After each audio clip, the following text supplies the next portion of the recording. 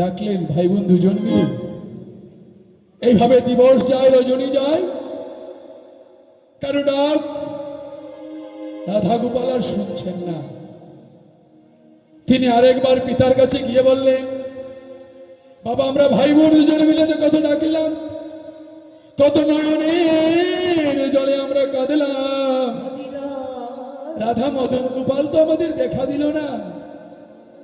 বাবা বলছে, মনরে, ভগবানকে ডাকলে পাওয়া যায়, তুই একবার ডাকার মতো ডেকে দে, জানিস? তখন তিনি বলছে, ধ্রুব প্রহ্লাদ যেমনি ডাকিল তেমনি ডাকিল রাধা। ধ্রুব প্রহ্লাদ যেমনি ডাকিব তেমনি ডাকিব। ধ্রুব প্রহ্লাদ যেমনি ডাকিল তেমনি ডাকিল রাধা। ধ্রুব প্রহ্লাদ যেমনি ডাকিব তেমনি ডাকিব রাধা। কুরু সভায় ডাকিল দ্রৌপদী, কুরু ডাকিল দ্রৌপদী। কুরু সভায় ডাকিল দ্রৌপদী। ওরে কুরু সভায় ডাকিল দ্রৌপদী। অমনি সুরে তারে ডাকো, অমনি সুরে ধরে ডাকো। ডাকার মতো তারে ডাকো, ওরে ডাকার মতো তারে ডাকো, ওরে ডাকার মতো ধরে ডাক। এই যখন বলছেন, মা মনমোহিনী দেবী আমার ভাই যুগেন্দ্রনারায়ণ চৌধুরীকে নিয়ে আবার মন্দিরে প্রবেশ করেছে। যুগেন্দ্রনারায়ণ চৌধুরী বলছেন, ভুল, শুনো শুনো দিদি, আমরা তো প্রত্যেকদিন রাধা মদন গোপালকে জাগিয়ে ডাকি, নিদ্রা দিয়ে ডাকি, আজকে আর আমরা নিদ্রা দিব না, আজকে সিংহাসনে তাকে বসিয়ে দিব। তাই ভাই বোন দুজন মিলে রাধা মদন গোপালে সিংহাসনে বসিয়ে দিয়েছেন। বসিয়ে দিয়ে দুজন ডাকছেন, দেখা দাও দেখা দাও নিখিল নীরজ ঘন সে। দেখা দাও দেখা দাও নিখিল দেখা দাও দেখা দাও দেখা দাও দেখা দাও। দেখা দাও দেখা দাও দেখা দাও দেখা দাও। দেখা দাও নিখিল নীরজ গণ সে। দেখা দাও নিখিল নীরজ ঘন সে।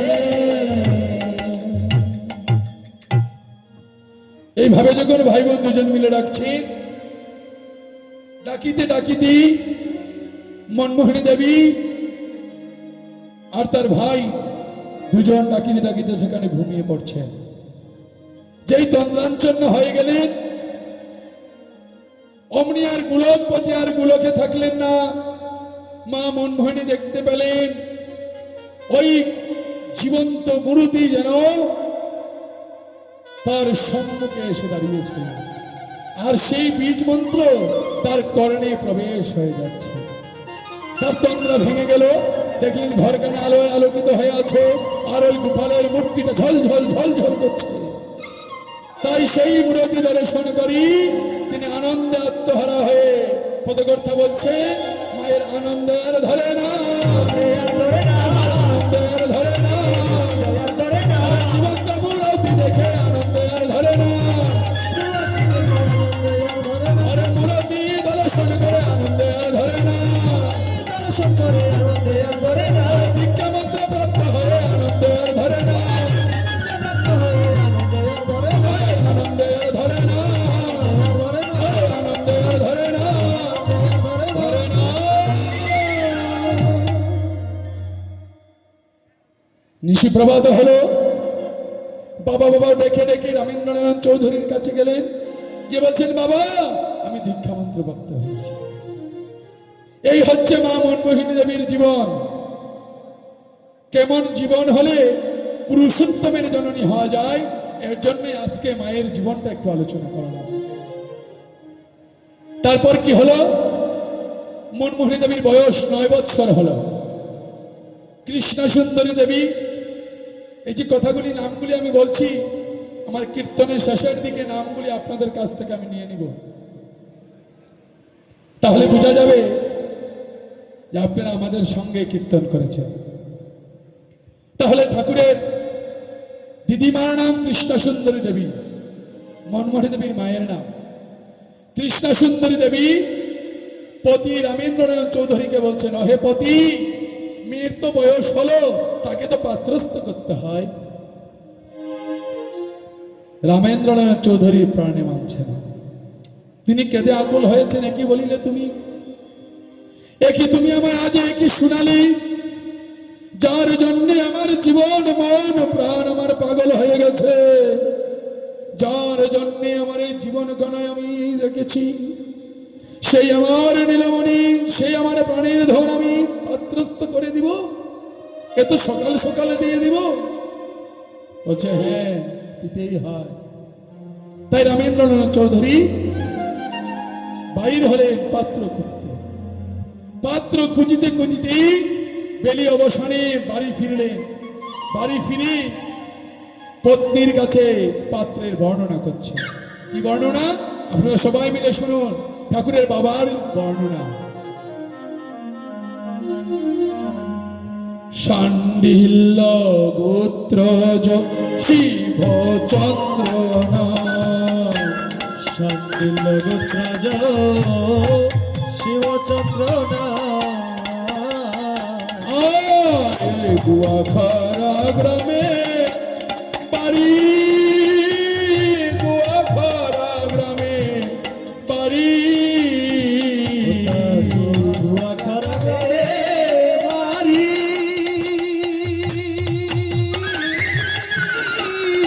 গুয়াখারা গ্রামে বাড়ি। ওরে নিষ্ঠা সম্পন্ন পরোপকারী, ওরে নিষ্ঠা সম্পন্ন পরোপকারী, ওরে নিষ্ঠা সম্পন্ন পরোপকারী, ওরে নিষ্ঠা সম্পন্ন পরোপকারী। বুদ্ধিমান সদাচারী রে, বুদ্ধিমান সদাচারী, ওরে বুদ্ধিমান সদাচারী রে, বুদ্ধিমান সদাচারী। সজে বহুগুণের গুণাময়, বহুগুণের গুণময়, বহুগুণের গুণাময়, বহুগুণের গুণময়, একদানে বলতে নারী বহুগুণের গুণাময়, নারী বহুগুণের গুণময়, সজে বহুগুণের গুণাময়, একদানে বলতে নারী বহুগুণের গুণাময়, নারী বহুগুণের গুণময়, একদানে বলতে নারী বহুগুণের গুণাময়। নারী বহুগুণের গুণময় গো, বসে যে বহু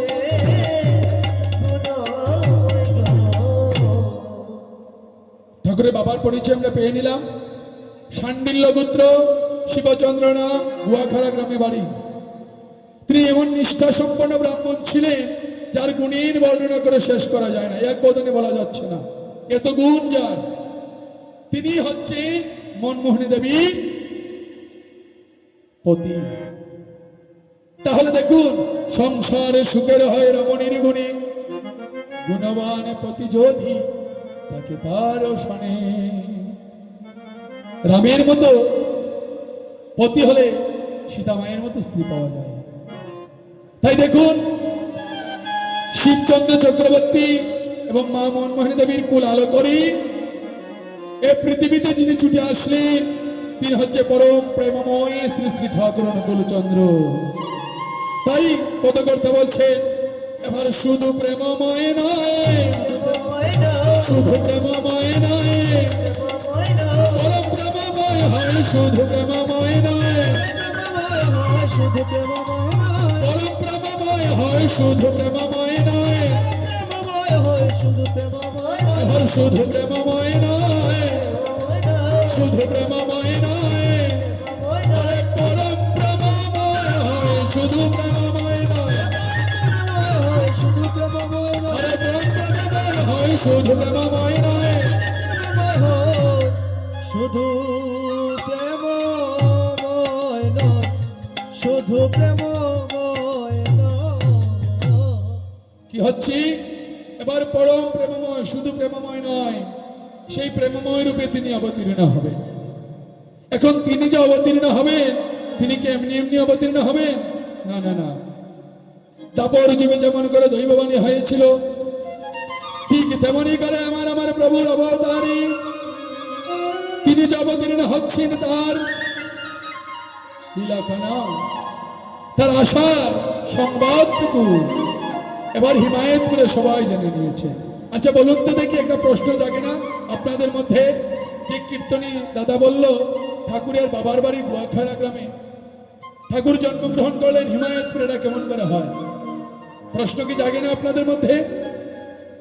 ঠাকুরের বাবার বাড়ি তো গুয়াখাড়া গ্রামে, ঠাকুরের মায়ের বাড়ি হচ্ছে হিমায়তপুরে, ঠাকুর জন্মগ্রহণ করলেন হিমায়তপুরে। তার কারণটা কি? তার কারণটা হলো ওই যে দৈববাণী সম্বলপুরে তিনি আসবেন, একটা কারণ।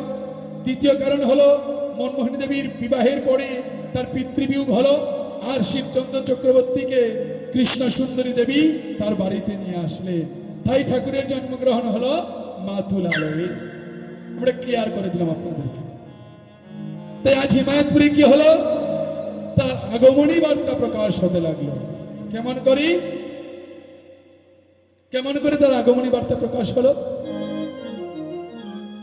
মনমোহিনী দেবীর গর্ভকালে যখন দশম মাস, ঠিক ওই দশম মাস গর্ভকালে একদিন এমনি করে দ্বীপ প্রহর বেলায় তার আগমনী বার্তা নিয়ে মায়ের কাছে ছুটে আসছে। কেমন করি? পদকর্তা বলছেন,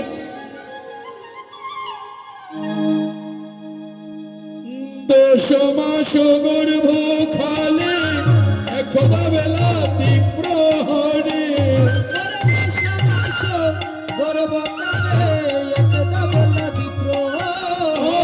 দশ মাস গর্ভ কালে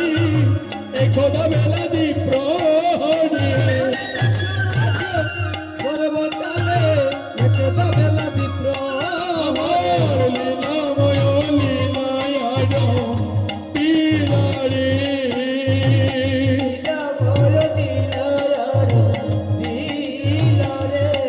আমার লীলাময় লীলায় আরো পিলারে।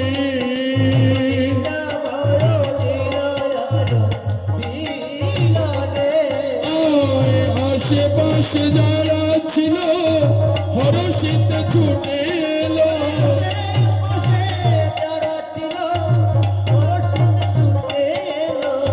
আশেপাশে যারা ছিল হরষিত ছুটে এলো,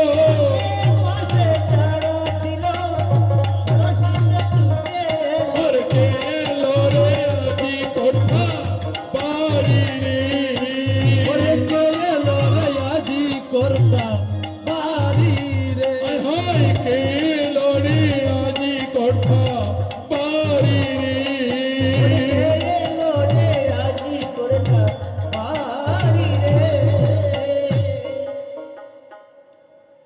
প্রহর বেলায় মায়ের 10 মাস গর্ভকালে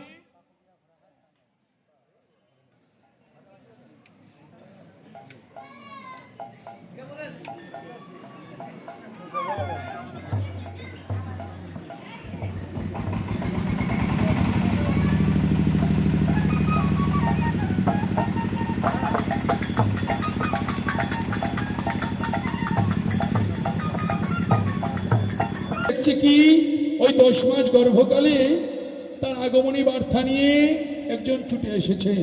তিনি কে এসেছেন? পদকর্তা বলছেন,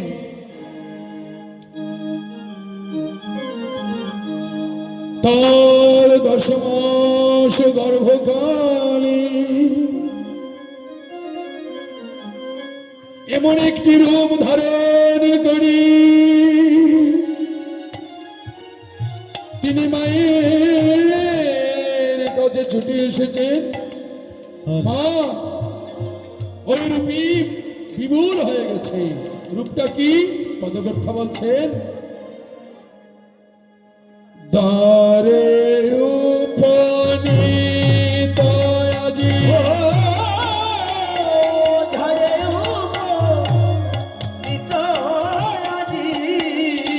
অপূর্ব সন্ন্যাসী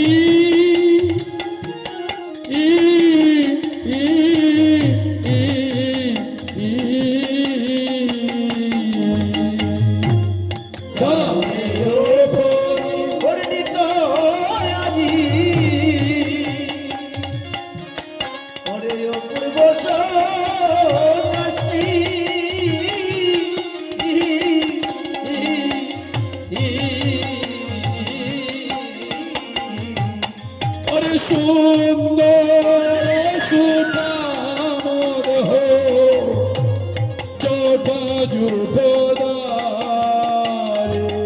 অরে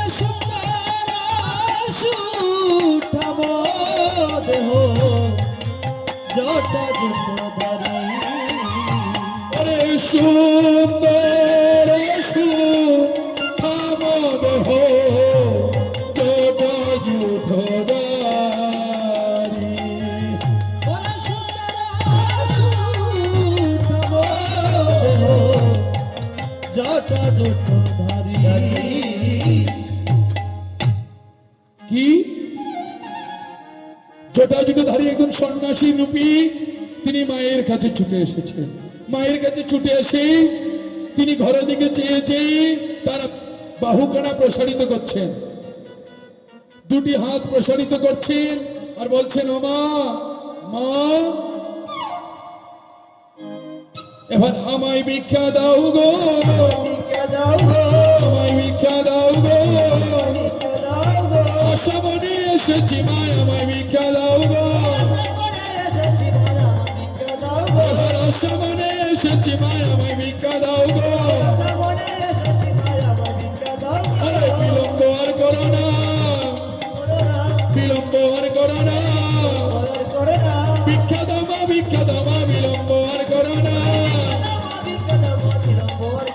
আরে আশামনে এসেছি মা, ভিক্ষা দাও মা, ভিক্ষা দাও মা, ভিক্ষা দাও। এই বলে যখন ডাকছেন, মা মনমোহিনী দেবীর মা কৃষ্ণ সুন্দরী দেবী আমার একখানা পবিত্র পাত্রের মধ্যে বিভিন্ন উপকরণে সজ্জিত করি একখানা ভিক্ষার ডালা সাজিয়ে নিয়ে সন্ন্যাসী অভিমুখে ছুটে এসেছেন। যেই না সন্ন্যাসী অভিমুখে ছুটে এসেছেন, অমনি সন্ন্যাসী আমার মায়ের হাতে ভিক্ষার ডালা দেখি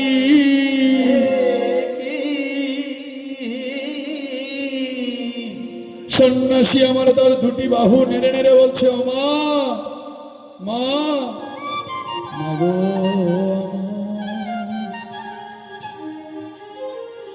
আমি নেব না, নেব না, আমি নেব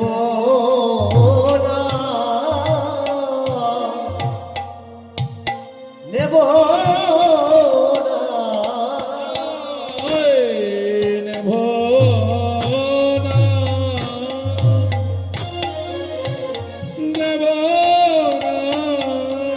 ওই আমি নেব না, আমি নেব না। ওগো তোমার হাতে আজি ভিক্ষা আমি নেব না, নেব না।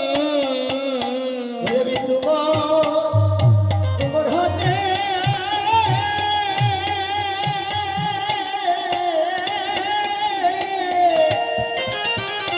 আজি ভিক্ষা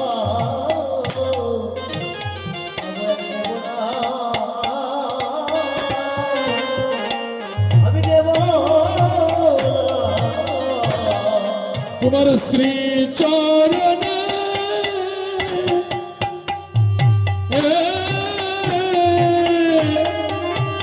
প্রণাম জানাই, আজি আজি ভিক্ষা নেব না। তোমার চরণে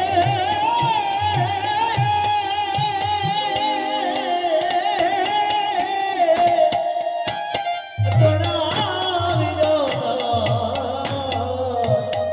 আমি আজি ভিক্ষা নেব না। এইভাবেই সন্ন্যাসী বলছে, মা আমি আজ তোমার হাতে ভিক্ষা নেব না, তোমার হাতে ভিক্ষা নেবার জন্য আমি আজ তোমার দ্বারে আসি নাই। কৃষ্ণ সুন্দরী দেবী আমার দুটি হাত জোর করে বলছেন, ও সাধু বাবা সন্ন্যাসী, তুমি আজ কি না আমার আঙ্গিনায় আসনি, আর তুমি আমার আঙ্গিনায় এসে মা মা বলে ডাকলে। ও সাধু, তুমি যদি আমায় মা বলে নাই ডাকো, তাহলে বলো বলো তুমি কাকে মা বলে ডেকেছ? সাধু বাবা সন্ন্যাসী বলছে, মাগো আমি আজ তোমাকে মা বলে ডাকার জন্য তোমার আঙ্গিনায় আসি নাই, আজ আমি এসে তোমাকে মা বলে ডাকি নাই। জানো মা আমি কাকে মা বলে ডেকেছি জানো? তাহলে তুমি একবার মনে প্রাণে তুমি শ্রবণ করো আমি কাকে মা বলে ডেকেছি। তাই সন্ন্যাসী বলছে, এ বাড়িতে আছে কম আসন্ন প্রসব, বাড়িতে আছে তো আসন্ন সব, এ বাড়িতে আছে কম আসন্ন প্রসব, ওরে আমারিতে আছে দেখো আসন্ন প্রসব। জগন্নাথের মাথা তিনি, তিনি রত্ন গর্ভা, জগন্নাথের মাতা তিনি, তিনি রত্ন গর্ভা। জগন্নাথের মাতা তিনি, তিনি রত্ন গর্ভা। ওরে জগন্নাথের মাতা তিনি, তিনি রত্ন গর্ভা। আমি মা বলে ডেকেছি, মা বলে ডেকেছি, আমি মা বলে ডেকেছি। জগন্নাথের মাতা তিনি মা বলে ডেকেছি, আরে জগন্নাথের মাতা তিনি মা বলে ডেকেছি। তিনি মা বলে ডেকেছি গো। ও তরে ডেকেছি গো। সন্ন্যাসী আমার ঠাকুরের জন্মের আবির্ভাব লীলা প্রকাশ করে দিয়েছে, প্রকাশ হয়ে গেছে না? এখন যারা উপস্থিত হয়েছিল, আজকে দেখেন আপনারা সবাই কীর্তনে উপস্থিত হয়েছেন। এর মধ্যে কি হলো, দুটা দল বেঁধে গেল। এক দল বলছে সন্ন্যাসীর মতলব ভালো না, আরেক দল বলছে না না সেই সাধু সাধু নয়, সে অনেক কিছু জানে। সে জানলো কেমন করে? এ বাড়িতে একজন আসন্ন প্রসবা আছে, ওই সাথের তারা বলছে শুনো শুনো, আসার সময় কে বলেছে? শুনে এসেছে তাই বলছে। দিদি বলছে না গো না, সাধু সেই সাধু সাধু নয়, তার ভিতরে অনেক কিছু আছে। বলছে না না না, তুমি যা বলছো তো ঠিক না গো দিদি, ওর ভিতরেও কিছু নাই বাইরেও কিছু নাই, কোথা থেকে জেনে এসেছে তাই বলছে গো দিদি, ওটার মতলব ভালো না, ওটার মতলব ভালো না, দিলে কিন্তু ভালো হবে না, এইভাবে বলছে। কিন্তু মা কৃষ্ণ সুন্দরী দেবী আমার এই বাড়িতে শিবচন্দ্র চক্রবর্তীর একটা নির্দেশ আছে, এ বাড়িতে যদি কেউ আসে তাকে শূন্য হাতে ফিরিয়ে দেওয়া যাবে না, আর অতিথি বিমুখ হলে ধর্ম যাবে রসতলে। এখন কৃষ্ণ সুন্দরী দেবী কি করবে? কৃষ্ণ সুন্দরী দেবী আমার বিপদে পড়েছেন, বিপাকে পড়েছে, তাই তিনি প্রভুকে স্মরণ মনন করে সিদ্ধান্ত নিয়ে নিয়েছে। কি সিদ্ধান্ত? যে যা বলুক যে মনে হয় যাচ্ছে কপালে, যেমনি হোক যাচ্ছে কপালে, যে যা বলুক যে মনে হয় যাচ্ছে কপালে, যেমনি হোক যাচ্ছে কপালে, ভিক্ষা দিবে মনমোহিনী সন্ন্যাসী সদনে। ওরে ভিক্ষা দিবে মনমোহিনী সন্ন্যাসী সদনে, আমার মনমোহিনী ভিক্ষা দাও, মনমোহিনী ভিক্ষা দাও, আমার মনমোহিনী ভিক্ষা দাও। মোহিনী ভিক্ষা দাও, তোমার ইষ্ট দেবতা স্মরণ করে মনমোহিনী ভিক্ষা দাও, শরণ করে মনমোহিনী ভিক্ষা দাও, আমার মনমোহিনী ভিক্ষা দাও। মোহিনী ভিক্ষা দাও, আমার ইষ্ট দেবতা স্মরণ করে মনমোহিনী ভিক্ষা দাও। শরণ করে মনমোহিনী ভিক্ষা দাও। হরি বল হরি বল হরি বল হরি বল। হরিবল হরিবল হরিবল। কি হলো? মা মনমোহিনী দেবীকে আশীর্বাদ করে দিলেন, আশীর্বাদ করে বলছেন মা মনেরি, এই অপূর্ব সন্ন্যাসী যখন মা বলে ডেকেছে, তুমি তোমার ইষ্ট দেবতাকে স্মরণ মনন করি ভিক্ষার ডালা সাজিয়ে নিয়ে সন্ন্যাসীর কাছে চলে যাও। এদিকে মা মনমোহিনী কি করলেন? মা মনমোহিনী দেবী আমার ওরে মায়ের আদেশ পাইয়া ভিক্ষার ঢালা সাজাইয়া, ওরে মায়ে, ওরে মায়া দেশ পাইয়া ভিক্ষার ডালা সাজাইয়া, আর চলে মন মনের ঋষে,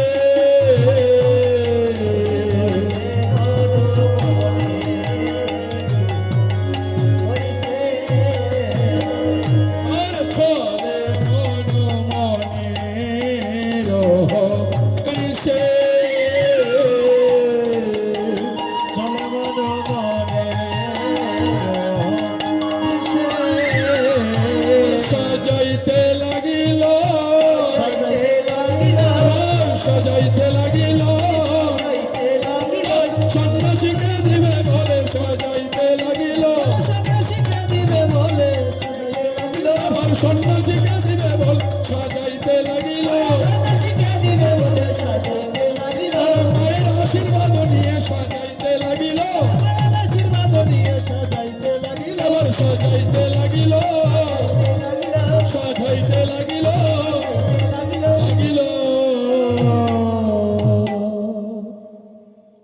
মায়ের আশীর্বাদে নিজ শিরে ধারণ করি মনে মনে ইষ্ট দেবতার নাম স্মরণ মনন করি ভিক্ষার ডালাখানা সাজিয়ে নিয়েছে। আর মনে মনে প্রভুকে বলছে, প্রভু প্রভু হে, যদি তুমি এসে থাকো যাহা ইচ্ছা তাহাই করো, আমার এ দেহ মন সপিলা তোমারি। তোমার হাতে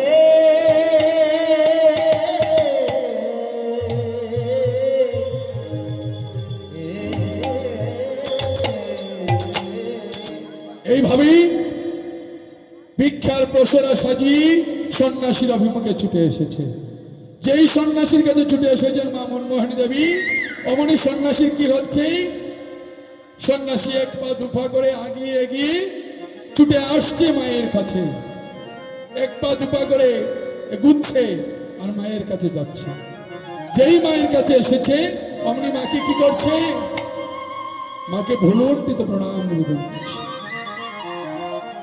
মা মনমোহিনী দেবী আমার বলছেন, ও সাধু বাবা সন্ন্যাসী, তুমি শুনো শুনো, তুমি আমায় প্রণাম করো না, তুমি আমায় প্রণাম করো না, তোমার মায়ের মতো আমি সাধু প্রণাম তুমি করো না, তুমি আমায় প্রণাম করো না, তুমি আমায় প্রণাম করো না, তোমার মেয়ের মতো আমি সাধু, আমায় প্রণাম করো না। হরি বল হরি বল হরি বল হরি বল হরি বল হরি বল। হলো সেই না বলছেন অমনি সাধু বাবা সন্ন্যাসী বলছে, ও মা শুনো, মা শুনো, আমি আজ তোমাকে প্রণামী নিবেদন করার জন্য তোমার অঙ্গিনায় আসি নাই, তোমাকে প্রণামী নিবেদন করার জন্য তোমার অঙ্গিনায় আসি নাই। আজ আমি আজ তোমার অঙ্গিনায় ছুটে এসেছি মাগো, তোমার গর্ভে আমার জীবন জগন্নাথ ছুটে আসছে। তিনি যখন এই পৃথিবীর ধরাধামে অবতীর্ণ হবে, সেদিন আমি যদি জীবদ্দশায় না থাকি মা, আমার সেই জীবন জগন্নাথকে প্রণাম করা হবে না মা। তাই আজ তোমার অঙ্গিনায় তাকে প্রণাম করতে এসেছি। তাই বলছি মা, মা তুমি শুনো, মা তুমি শুনো, তুমি আমায় বারণ করো না, আমায় বারণ করো না, আমি তোমায় প্রণাম করি না, আমায় বারণ করো না, আমি তোমায় প্রণাম করি না, আমায় বারণ করো না,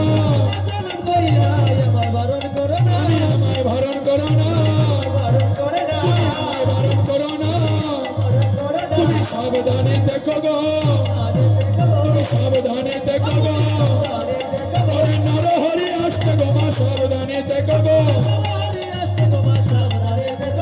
নরহরি আসতে গো মা, সাবধানে দেখো গো।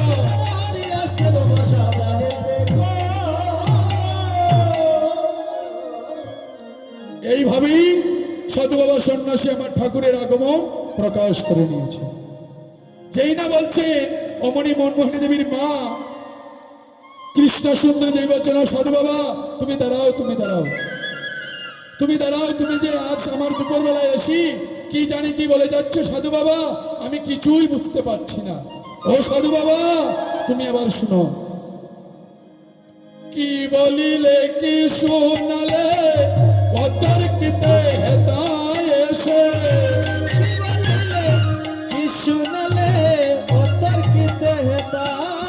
বলো সাধু তাহার প্রমাণ রে,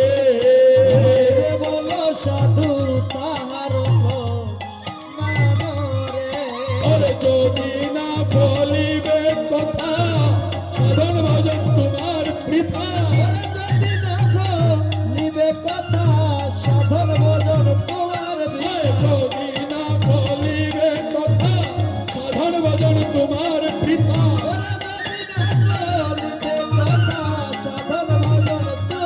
ওরে কলঙ্ক রটিবে ত্রিভুবনে রে, কলঙ্ক রটিবে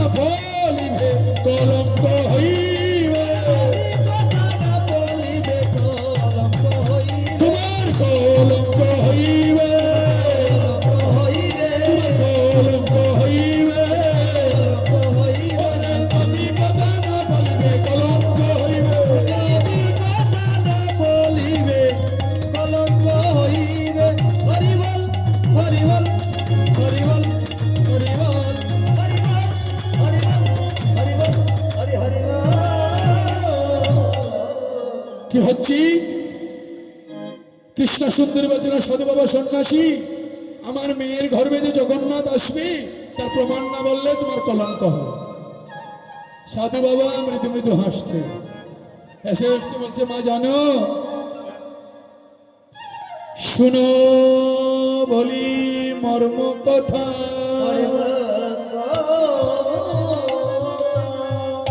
সতী সাধ্বী লক্ষ্মী মাতা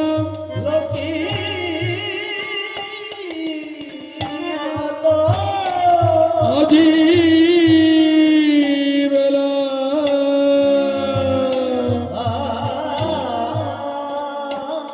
শুভ দীপ প্রহরে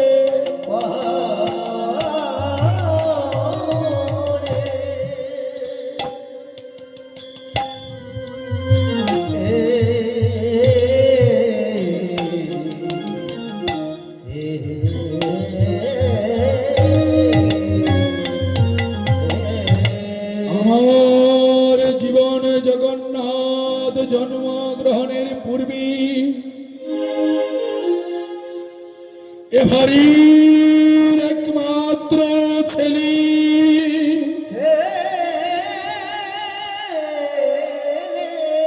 জন্মের মতো বিদায় নিয়ে যাবে।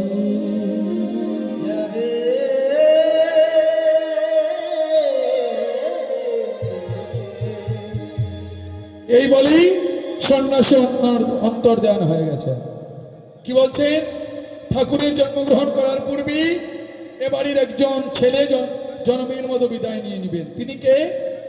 ওই মা মনমোহিনী যাকে নিয়ে সাধন ভজন করেছিলেন, তার ভাই ঠাকুরের মামা যুগেন্দ্রনাথ চৌধুরী, যার ডাক নাম লোহা। তিনি ঠাকুর জন্মগ্রহণের 1 মাস পূর্বে তিনি তার ইহলীলা সম্বরণ করেছিলেন। এই বলে সন্ন্যাসী বাড়ি চলে গেছে।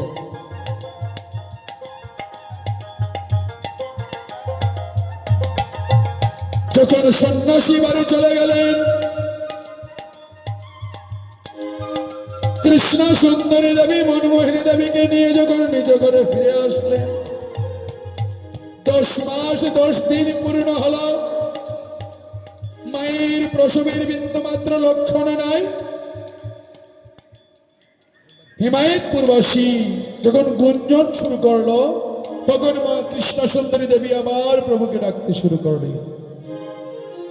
এইভাবে ডাকিতে ডাকিতে 1295 সনের 30 শ্রাবণ ঠাকুরের মামা ইহলোক ত্যাগ করে পরপারে পাড়ি জমানেন।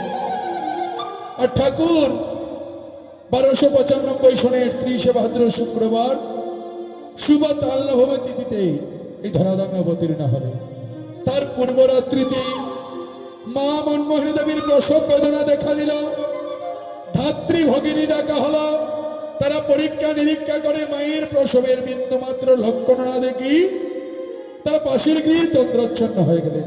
যেমন করে ভগবান শ্রীকৃষ্ণের সময় কংসের কারাগার তন্দ্রাচ্ছন্ন ছিল, তেমনি করে আজ হিমায়তপুরে সবাই তন্দ্রাচ্ছন্ন হয়ে গেছে।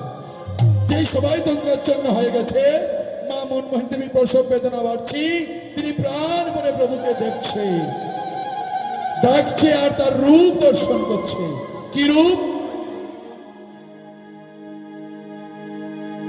আকাশে বাতাসে কুসুম সুভাষে, বাতাসে কুসুম সুবাসে, আকাশে বাতাসে কুসুম সুভাষে, আকাশে বাতাসে কুসুম সুবাসে, হাসিছে প্রকৃতি রানী, হাসিছে প্রকৃতি রানী, আরে হাসিছে প্রকৃতি রানী, হাসিছে প্রকৃতি রানী, আরে জ্যোতির সাগর উথলিল যেন পাগল করিয়া পরাণী, ওরে জ্যোতির সাগর উতলিল যেন পাগল করিয়া পরাণী, আরে জ্যোতির সাগর উথলিল যেন পাগল করিয়া পরাণী, ওরে জ্যোতির সাগর উতলিল যেন পাগল করিয়া পরাণী, আরে তার মাঝে কই মোহন ছুটা, তার মাঝে কই মোহন আরে তার মাঝে কই মোহন ছুটা, মাঝে কই মোহন আরে মরি মরি কিবা রূপ প্রাণারাম, তার মাঝে কই মোহন ছুটা, মরি মরি নিয়ার প্রাণারাম, তার মাঝে কই মোহন বলি তার মাঝে কই মোহন ছুটা,